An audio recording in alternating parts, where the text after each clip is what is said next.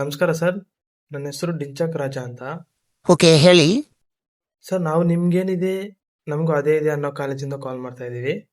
ಏನದು ಕಾಲೇಜ್ ಹೆಸರು ಡಿಫ್ರೆಂಟ್ ಆಗೈತೆ? ಏನು ಅರ್ಥವೇ ಆಗ್ತಿಲ್ವೇ ಈ ಕೇಸು? ಎಳೆ ಮಗು.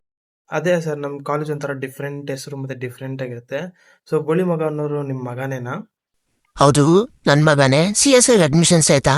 ಸರ್, ಅದು CSK ಅಲ್ಲ sir, commerce admission. CSK admission ಸಿಗಲ್ಲ ಸರ್. ಓಕೆ, ಸಾರಿ. SRH ಅಡ್ಮಿಷನ್ಸ್ ಆಯ್ತಾ?